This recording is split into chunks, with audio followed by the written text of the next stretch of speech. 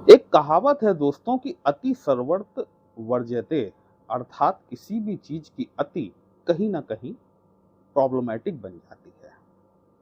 किसी भी फल में यदि ज्यादा मिठास हो जाए तो उसमें कीड़े पड़ने लग जाते हैं। ठीक इसी प्रकार से जब हम सभी लोगों को खुश करने का प्रयास करते हैं, सबके सामने अपने आप को बहुत अच्छा साबित करने का प्रयास करते हैं, कहीं ना कहीं हम खुद परेशानियों में घिरना शुरू हो जाते हैं। इसलिए अति मत कीजिए। आपकी राशि की यह क्वालिटी होती है, क्योंकि गुरुदेव बृहस्पति आपके न सिर्फ लग्नेश होते हैं बल्कि आपके चतुर्थ भाव के स्वामी भी होते हैं। जीवन पर्यंत आपका प्रयास इसी में रहता है कि आप सभी को खुश कर सकें। ये चीज कहीं ना कहीं आपको समस्याओं में उलझाती है। तो उतना ही अच्छा बने जितना कि वर्तमान समय में जरूरत है। ज्यादा अच्छा बनने का प्रयास करेंगे, आप समस्याओं में घिर जाएंगे और फिर लोगों द्वारा नकार दिए जाएंगे। जून माह 2026 काफी महत्वपूर्ण रहा। इस माह में गुरुदेव बृहस्पति ने अपना राशि परिवर्तन कर लिया। 12 साल बाद गुरुदेव बृहस्पति अपने उच्च की राशि कर्क राशि में गोचर करना शुरू किए। आपके ऊपर शनि की 7.5 का दूसरा चरण चल रहा है। वैसे भी यदि देखा जाए तो आपकी राशि पर शनि की 7.5 का दूसरा चरण का प्रभाव जो है वो थोड़ा सा मध्यम होता है, क्योंकि जब भी गुरु के घर में शनि महाराज गोचर करते हैं तो अपने अशुभत्व में थोड़ी सी कमी कर देते हैं। तो जून में न सिर्फ गुरु बृहस्पति ने अपना राशि परिवर्तन करके उच्चत्व को प्राप्त किया, बल्कि साथ ही साथ इन्होंने अपना 18 जून 2026 के दिन नक्षत्र परिवर्तन भी कर लिया। जून माह में दूसरा परिवर्तन जो हुआ वो मंगल देव ने अपना राशि परिवर्तन किया। ये दोनों ही परिवर्तन काफी महत्वपूर्ण रहे। जुलाई माह 2026 में कुछ प्लैनेट्स, कुछ ग्रह अपना राशि परिवर्तन करने वाले हैं, जैसे कि सूर्यदेव, शुक्रदेव और साथ ही साथ बुधदेव। इन परिवर्तनों का हमारे मीन राशि और लग्न के जातकों पर किस तरह से प्रभाव पड़ेगा, विशेषकर मीन राशि पर, चंद्र राशि मीन राशि पर, वही हम लोग आज डिस्कस करने वाले हैं। नमस्कार दोस्तों, कैसे हैं आप सभी। मैं आपका ज्योतिष मित्र श्लोक वर्मा आपके अपने चैनल श्री हनुमंत कृपा में आपका हार्दिक स्वागत करता हूं, अभिनंदन करता हूं। साथ ही अपने बड़े भैया श्री हनुमान जी से करबद्ध निवेदन करता हूं कि अपने हनुमत कृपा परिवार के सभी सदस्यों को, नए जुड़ने वाले सभी सदस्यों को सुख समृद्धि प्रदान करें, उन्हें उनके कार्यों में आशातीत सफलता प्रदान करें। ये जो मेरे पीछे आप 12 का लिखा हुआ अंक देख रहे हैं, ये इस बात को दिखाता है कि या तो आपकी राशि मीन है या फिर आपकी लग्न मीन है। आपकी पत्रिका का सबसे प्रॉब्लमैटिक प्लैनेट जो होता है वो आपके सप्तम भाव का स्वामी होता है। सप्तम भाव बेसिकली मारक भाव माना जाता है और आपकी पत्रिका में सप्तम भाव का स्वामित्व जो है वो बुध महाराज के पास है। ऐसे यदि देखा जाए तो शुक्र भी कह सकते हैं कि चूंकि आपके तीसरे और अष्टम भाव का स्वामी है, कहीं ना कहीं कार्यान्वित रूप से यदि देखा जाए तो शुक्र भी कहीं ना कहीं प्रॉब्लमैटिक होता है। जिस तरह से शुक्र की दोनों राशियों में गुरु की स्थिति थोड़ी सी प्रॉब्लमैटिक होती है, उसी तरीके से गुरु की दोनों राशियों में धनु और मीन राशि में शुक्र की स्थिति भी थोड़ी सी प्रॉब्लमैटिक होती है। यदि गुरु में शुक्र की अंतर्दशा चल रही हो तो ये टाइम जो होता है एक ट्रांसफॉर्मेशन का टाइम होता है, बदलाव का टाइम होता है। सबसे पहले हम बात कर लेते हैं आपके सबसे शुभ प्लैनेट। देखिए, आपके लिए जो शुभ प्लैनेट होते हैं उसमें सबसे पहले स्थान पर तो आपके स्वयं गुरुदेव बृहस्पति हो गए, क्योंकि वो लग्नेश होते हैं, साथ ही साथ आपके चतुर्थेश भी होते हैं। दूसरे शुभ प्लैनेट आपके चंद्रदेव बनते हैं, जो कि आपकी पत्रिका में पंचम भाव के स्वामी होते हैं, जहां वर्तमान में गुरुदेव बैठे हुए हैं। तीसरे सबसे शुभ प्लैनेट जो होते हैं आपके लिए मंगल महाराज होते हैं, जो कि आपके धन भाव के कारक होते हैं, साथ ही साथ आपके भाग्य भाव के कारक भी होते हैं। यद्यपि सेकंड हाउस ही थोड़ा सा मारक माना जाता है, लेकिन चूंकि मंगल आपके भाग्येश भी होते हैं, इसलिए वो प्रभाव नगण्य माना जाता है। बात आती है सूर्यदेव की। सूर्यदेव आपके छठवें भाव के स्वामी होते हैं। इसको यदि देखा जाए तो कंपटीशन की दृष्टि से तो बहुत अच्छी बात है, लेकिन ये कहीं ना कहीं जीवन में संघर्ष भी लाने का काम करते हैं। इस वजह से सूर्य की स्थिति देखना चार्ट में बहुत ज्यादा निहायत जरूरी हो जाता है। शनि की यदि बात की जाए तो शनि महाराज बेसिकली आपके लिए 11th और 12th हाउस के लॉर्ड बनते हैं। यह भी शुक्र की तरीके से ही आपके लिए कार्य करने वाले हैं। जिस तरीके से शुक्र महाराज कार्य करते हैं उसी तरीके से शनि महाराज कार्य करते हैं। राहु और केतु एक डिफरेंट चैप्टर हो गया। ये आपके चार्ट में किस हाउस में बैठे हुए हैं, किस नक्षत्र में जाकर बैठे हुए हैं, उसके हिसाब से काम करते हैं। तो सबसे पहले मंगल महाराज की बात कर लेते हैं। मंगल महाराज का वर्तमान गोचर आपकी पत्रिका के तीसरे घर में हो रहा है। तीसरा घर आप जानते हैं ये संघर्षों को दिखाता है। पराक्रम का भाव कहते हैं इसे। पराक्रम दिखाने की जरूरत कहाँ पड़ती है? जब कहीं कोई संघर्ष की स्थिति हो। घर बैठे बैठे तो आप पराक्रम दिखाएंगे नहीं किसी को। जब तक आप मैदान में नहीं उतरेंगे, जब तक आपके सामने संघर्षों की स्थितियों का निर्माण नहीं होगा, तब तक पराक्रम का कोई जरूरत होती नहीं है। मंगल जैसा प्लैनेट जो कि पराक्रम का ही स्वामी है, युद्ध का देवता माना जाता है। त्वरित निर्णय, त्वरित कार्यवाही, अति आत्मविश्वास, ये मंगल के मूलभूत लक्षण हैं। वर्तमान में शनि का गोचर आपकी पत्रिका के फर्स्ट हाउस में हो रहा है। शनि आपको परेशान करने नहीं आया है। इस बात को मत समझिए कि शनि परेशान करने आते हैं। शनि बेसिकली आपको उन चीजों का ज्ञान देने के लिए आते हैं जो आपके जीवन में जरूरी हैं। जो चीजें आपके जीवन से आपसे छूटती जा रही हैं, उसका आपकी जिंदगी में भविष्य में कोई मूल्य नहीं है, उसका कोई योगदान नहीं है। शनि महाराज की क्वालिटी है शनय शनय, धीमे धीमे। किसी भी कार्य को धीमे धीमे करो। जो जरूरी है उसे अपने पास में रखते चलो, जो गैर जरूरी है उसे छोड़ते चलो। अब शनि को 3 दृष्टियां होती हैं, तीसरी, 7वीं और 10वीं दृष्टि, जिसमें से कि तीसरी दृष्टि जो है ये थोड़ी सी समस्या कारक होती है। वीडियो अंत तक अवश्य देखिएगा। कहीं भी अच्छा लगता है कमेंट बॉक्स में जय श्री राम लिखेंगे, आपको भी अच्छा लगेगा, हमें भी अच्छा लगेगा आपके लिए इस तरह से विश्लेषण लेकर आने के लिए। तो शनि महाराज की जो तीसरी दृष्टि पड़ रही है वो आपके मंगल के ऊपर पड़ रही है। यहाँ पर दोनों को बैलेंस करना जरूरी है। शनि महाराज कहते हैं धीरे धीरे चलो, स्टेप बाय स्टेप आगे बढ़ो। मंगल महाराज कहते हैं कि नहीं, सब कुछ होना है, तुरंत होना है, त्वरित होना है। जब भी ये दोनों का कॉम्बिनेशन मिलता है, इसको एक आप उस स्थिति में देखिए कि जब आपका माइंड और बॉडी एक साथ सिंक्रोनाइज नहीं है।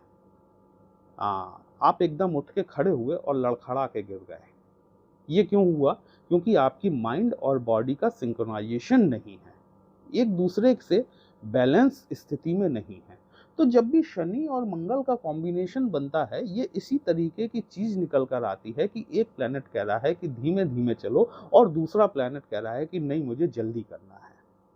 यहाँ पर आपको चीजों को थोड़ा सा बैलेंस करके चलना पड़ेगा।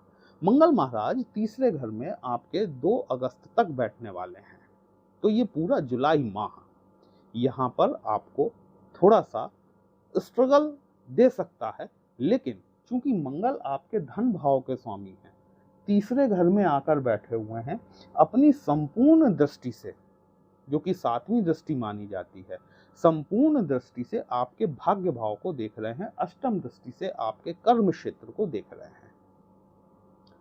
भाग्य के सहयोग से यदि नौकरी व्यवसाय में किसी तरह की अड़चनें आपको देखने के लिए मिल रही थी, बृहस्पति के ट्रांजिट होने के पश्चात, तो आप बताइएगा मुझे कि 2 जून के बाद जब गुरु का ट्रांजिट आपके पंचम भाव में हुआ, तो आपको उन जगहों पर थोड़ी सी राहत देखने के लिए मिल रही है या नहीं मिल रही है।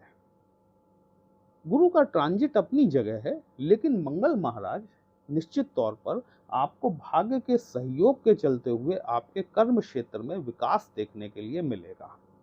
रिवार्ड एंड रिकॉग्निशन मिल सकता है, मान सम्मान की प्राप्ति भी हो सकती है। अच्छा, शनि की दशम दृष्टि भी आपके कर्म क्षेत्र पर है।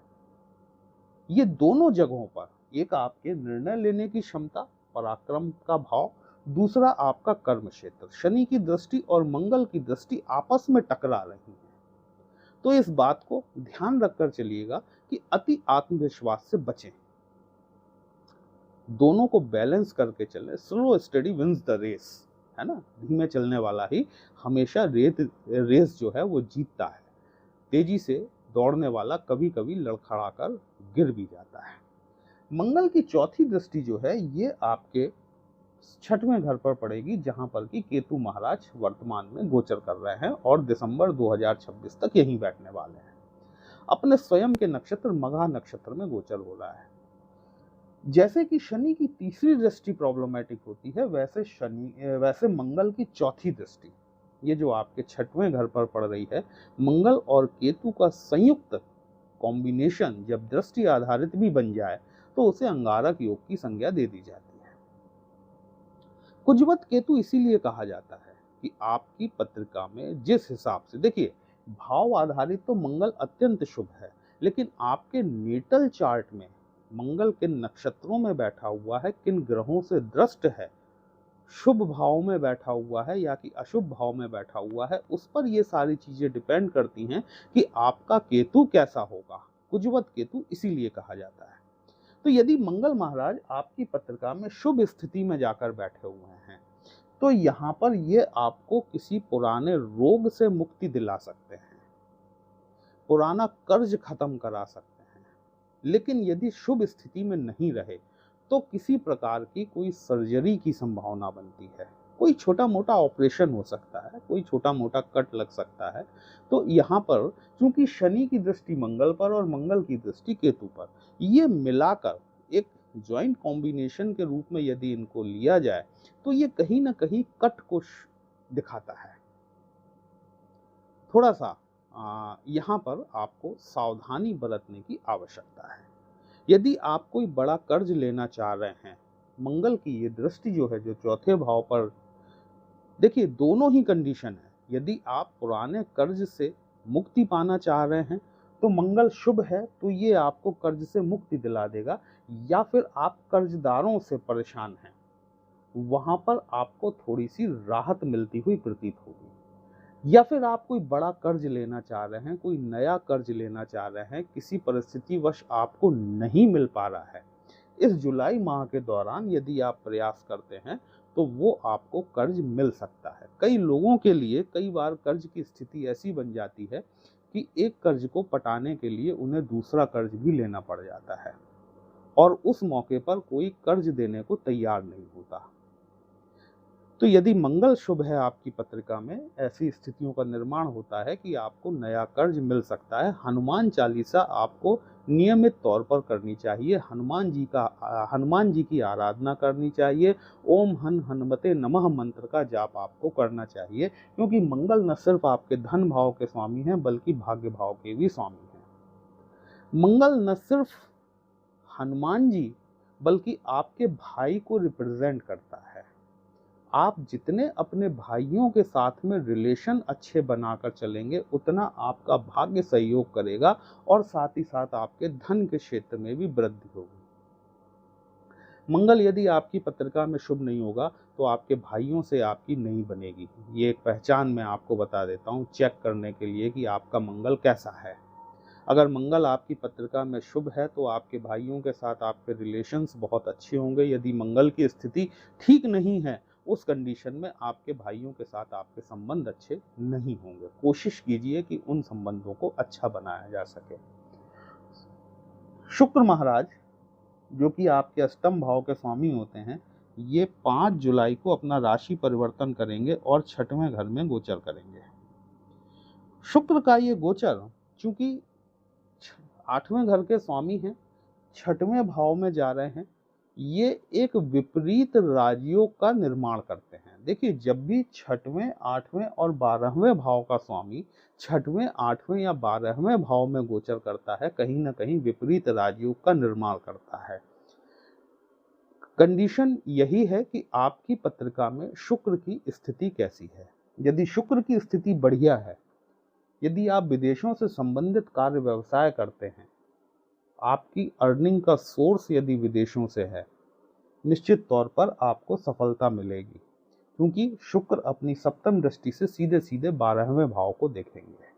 यदि शुक्र शुभ स्थिति में नहीं हुए, उस कंडीशन में आपको थोड़ी सी यूरिन रिलेटेड प्रॉब्लम देखने के लिए मिल सकती है। संभवतः ये जो जिसको हम यूरिनरी ट्रैक्ट इन्फेक्शन या फिर यूटीआई नाम देते हैं, उस तरह की समस्या, चूंकि शुक्र और केतु महाराज बैठे हुए हैं, इसलिए आपको यहाँ पर देखने के लिए मिल सकती है। 7 जुलाई 2026 को बुध वक्री हो चुके हैं, ये शायद आप लोगों को पता होगा।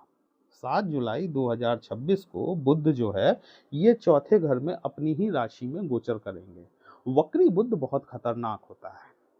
गणेश जी की आराधना बहुत जरूरी है। आपके लिए 2 प्लैनेट ऐसे हैं जिनके लिए आपको काम करना चाहिए, जिन पर आपको काम करना चाहिए। अपने धन के लिए, अपने भाग्य की वृद्धि के लिए, आपको मंगल महाराज को प्रसन्न करने के लिए जो मैंने हनुमान जी का मंत्र बताया है, उस मंत्र का जाप, हनुमान चालीसा का जाप करना चाहिए।